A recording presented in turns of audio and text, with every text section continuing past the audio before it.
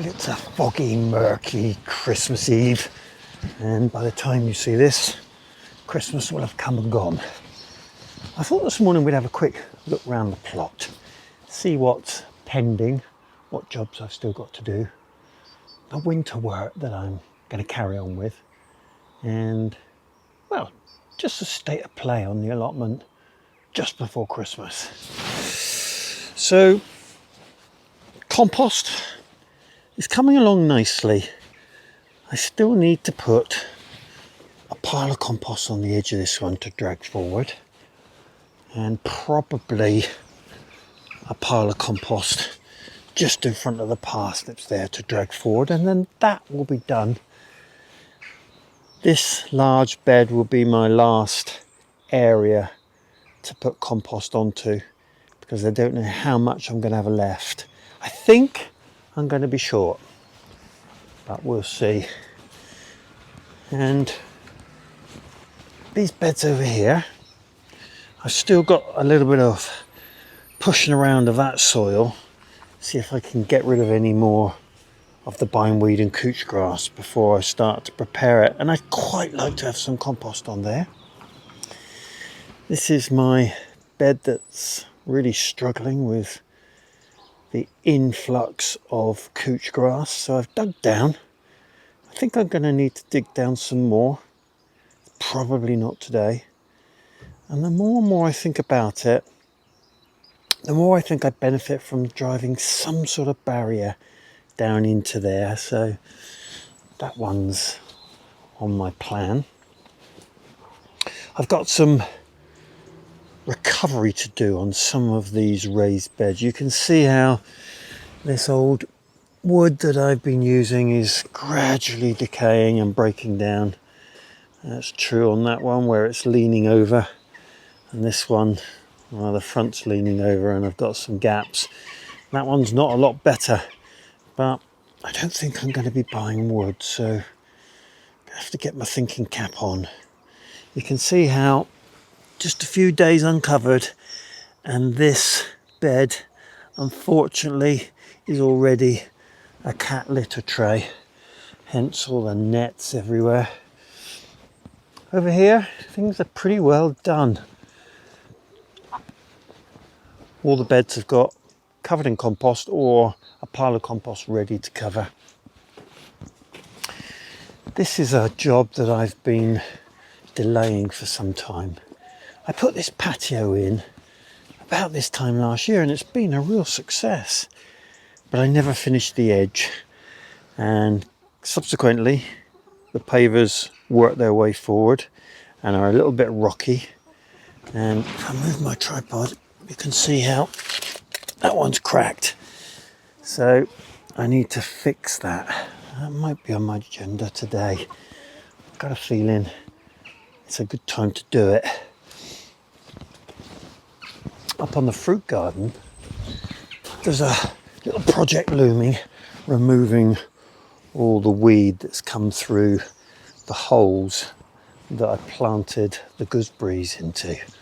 It just goes to show, if this area wasn't covered, it would be an absolute forest of grass and weed now. And I'm approaching the time where I need to cut these gooseberries or prune them so that I've got two even rows, and these are always planned to be sort of gooseberry hedge rows, and they're moving forward. Only this coming year I'm definitely going to have to do something about sawfly in the way of some sort of mesh covering. Elsewhere on the plot, my reluctant garlic under the apple tree is coming along. This one's doing really well, and I've cleared my flower beds ready for next season, and I was saving the seed only the other day and that's ready. Mrs. K's going to have to get a crack in as soon as we get some nice spring weather, because there's quite a lot of weed influx into her flower bed. So if I get the opportunity at some point, I might just put the hoe over that to make it more manageable for her. Well, the squash beds, dormant, waiting for this year, and they're in a good place. And I've got these 3 pots here. So in these pots I've got some Jerusalem artichoke, which flowered nicely, and well, I can eat that any time. It'll be something different in the early part of next year. This one I think was horseradish, and so was that one, and that one's covered in weeds, so there's a bit of a job to do there. I don't know whether I'll get round to it, but I'd really like to do something at the side of the shed. It's sort of one of those untamed areas, and once it gets, well, covered in weed, there's very little you can do. It gets a lot of stinging nettles. It becomes a bit of a dumping ground. I would really like to do something here, but it's a big job. And it just depends how I get on with the other things as to whether I bite that off. I don't want to bite off more than I can chew. The blackcurrant area, which is normally fenced in for the chickens, is very easy to get into at this time of year, and I can see some brambles like this fella which needs to come out. There's a few in the middle there, but this is the time to cut them down and dig any out I can, and that's on my list. Purple sprouting broccoli is doing nicely, really coming nicely, and I think we'll be eating from that very soon. My potato area, well, I'll be having a few more potatoes out very soon. We're getting down to the last 6 or 7 buckets, and the garlic which I sowed into the compost from the potatoes is looking really good. So I've got garlic coming up in that one, that one, that one, that one. Yes, one in there, there's one in there, and there's some in there. So all those buckets have got garlic in, which is sprouting out nicely. My compost area is pretty much finished, and it just needs to be functional now. I need to get the compost out of the here and spread it in those locations fairly quickly, because that'll be my next bay to fill when I get the next load of horse manure. And the chicken manure area is just going to be dedicated to that, because I'll use it on my paths as I get into the spring. And then after that one, it will be emptying the bay in the corner, and there really is quite a lot of compost in there because it goes down a foot or so, and then that can be used for new manure, which is excellent. And somebody commented in my last video that this is more straw and hay than horse manure, and they were absolutely right. The actual amount of horse manure in there is very limited, but it's never caused me a problem. It's always produced excellent compost, so I'm not too anxious about that. You can see how that's gone down. This level here was right up to the edge, and already it's sunk. So I'm going to go get the thermometer and we'll have a look at what the temperature is in there. Well, I've often got this temperature measuring wrong and said the wrong thing, so I've got my glasses on just to make sure I can give you the right information. So first of all, the ambient temperature is looking at about 8 degrees centigrade and about, I would say, 48 degrees Fahrenheit. So let's plunge this into the middle and see what happens.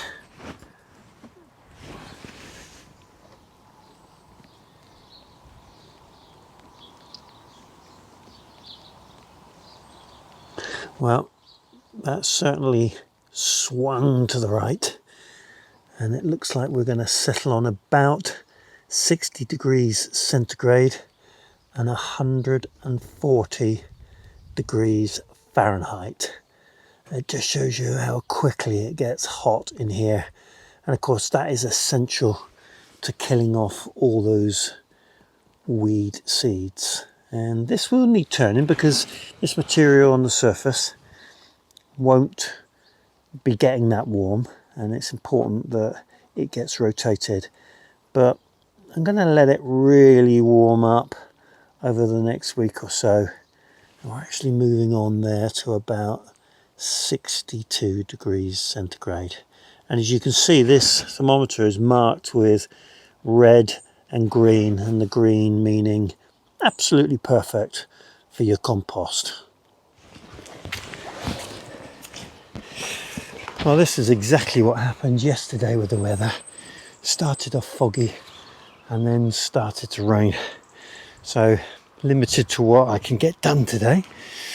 Right, now this fabric usefully comes with green lines down it about every 8 to 10 inches, and I'm going to use those for my pruning of these gooseberries.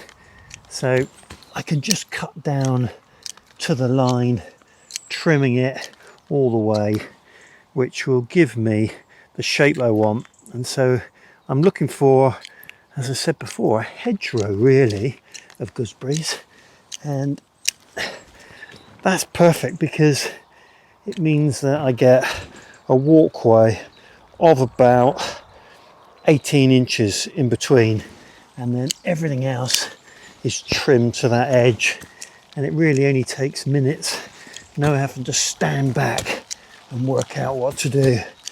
So I'll carry on doing this, work my way up and down. It literally will take me minutes and we'll be done.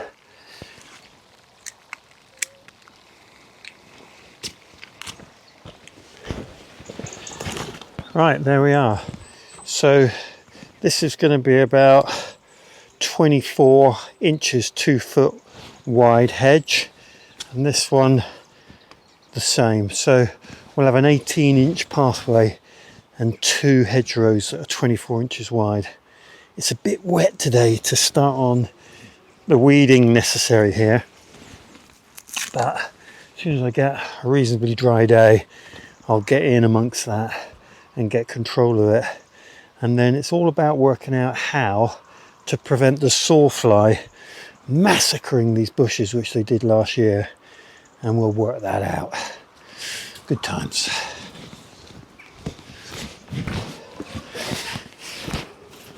Right, I don't know how far I'm going to get on with this today because of the weather, but I'm going to do some preparation anyway.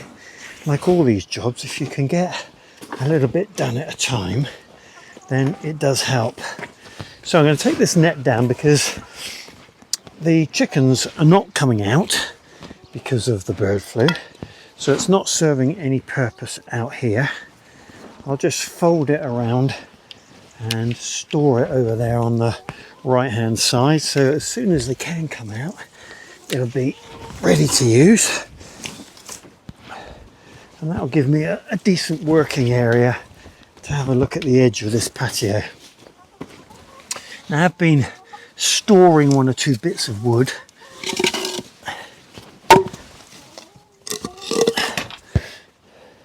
so I'll gather those together and see what I've got, see if I can make a bit of a plan. Right.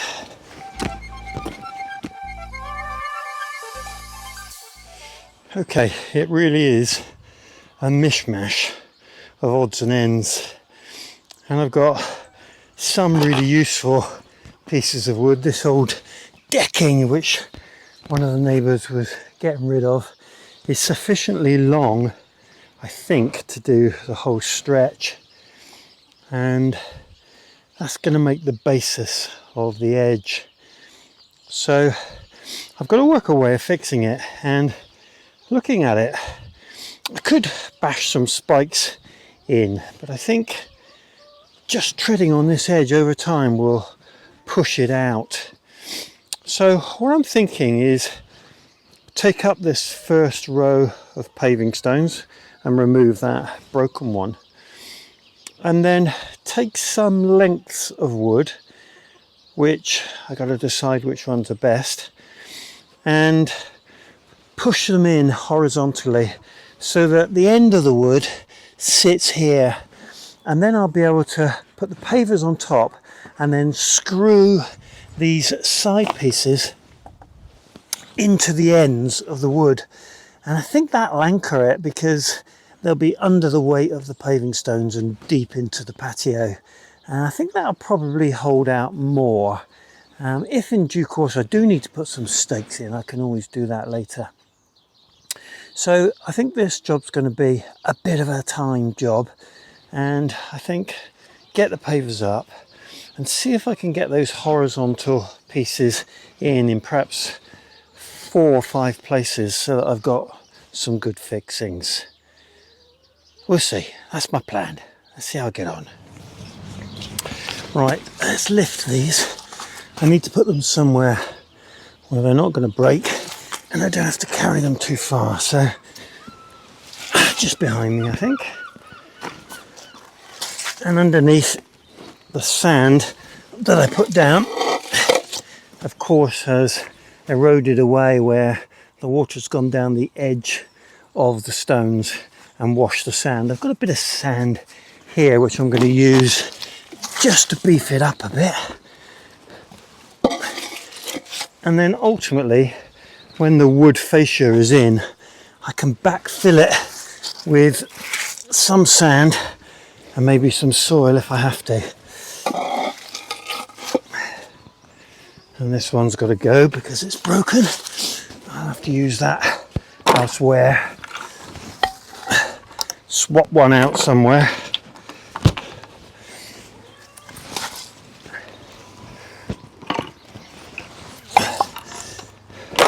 And fortunately, this one in the corner, because it's had the weight of these Belfast sinks on them, it hasn't budged at all.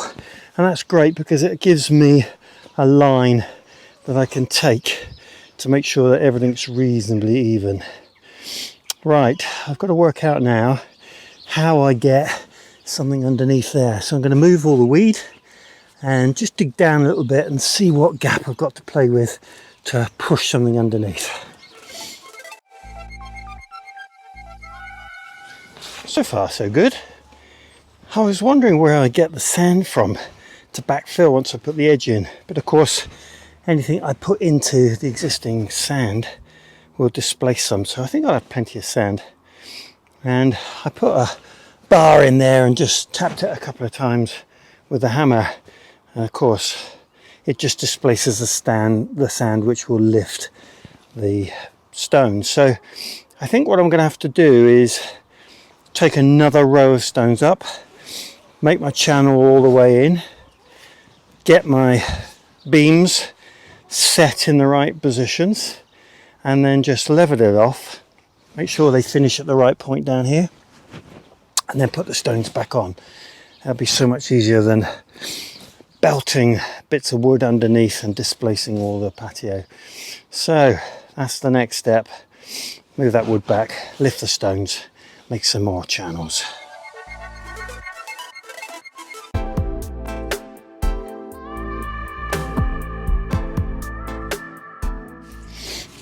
Well, I do feel like I'm making some progress now. I can just take away this fallen edge, get myself a nice square edge, and then I should be able to put those longer pieces of wood in place, and I might just screw them into the end beam just to get the level right, and then I can push these struts that I've put underneath the pavers right up to the edge so that I've got somewhere to firmly screw into, and then make sure everything's even with the sand that I've accumulated and bring the pavers back on top. That's the plan. Let's see how I get on.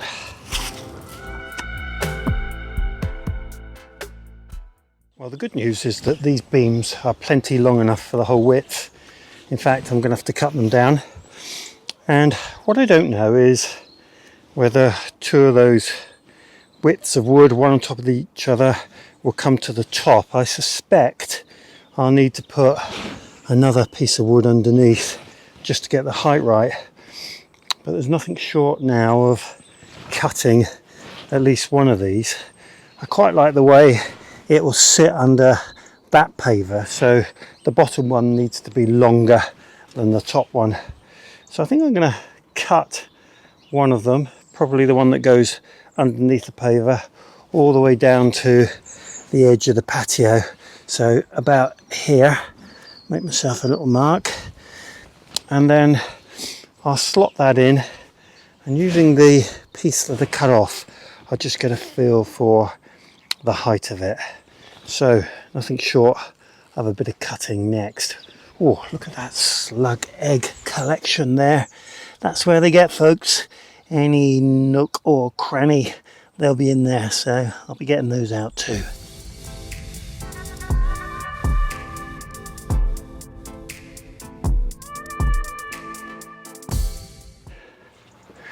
Well, things are shaping up quite well. It's encouraging when it goes well. Right, so I'm satisfied that that will be a good enough height. If the pavers just overtop that edge, it's not a real problem. So I'm thinking now I need to cut the plastic so that I can backfill with any sand that's not required into the void. But before I do that, I'm just going to fix these decking boards by putting some screws into them and into a vertical piece of decking. I should be able to get probably 3 or 4 out of these 2 spare bits, and that will give this whole fascia some rigidity before I screw it into the stretchers. So I need to, I think, probably knock these down into the soil a little bit when I fix them. So I'm just going to give myself about an inch more than is required, and then I can knock it in. So I need to cut 4 of those and then position them and then screw them in so that I've got a firm front board. That's next.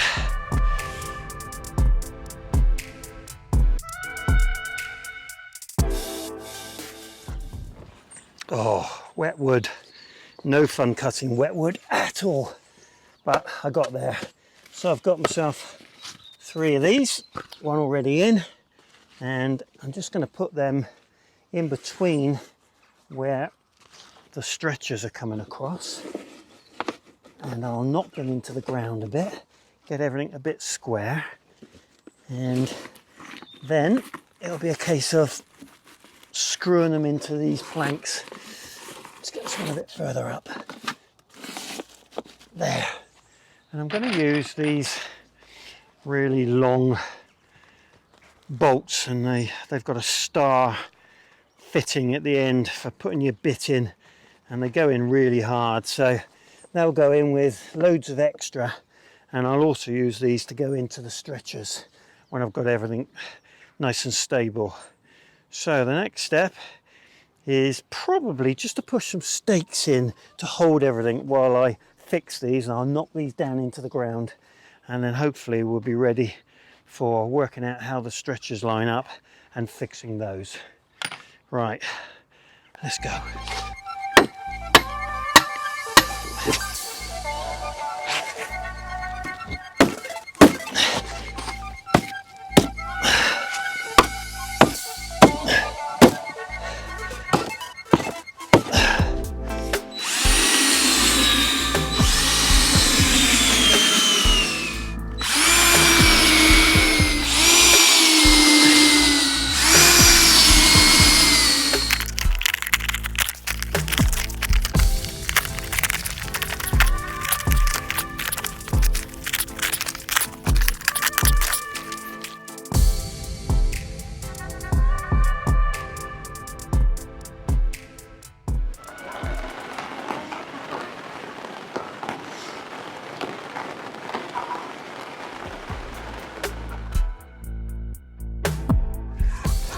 Well, the weather has definitely done its worst to me now, but I got most of the job done.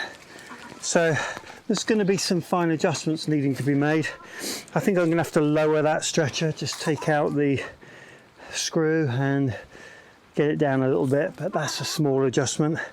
And then a bit more sand to get things level, and I'll need to find myself another paver. But I feel like I've made something from nothing, and that's always good on the allotment, trying to reuse things and repurpose them so that we don't use unnecessary materials. And everything here has been, well, recycled, so it's really gratifying to get a job like this done.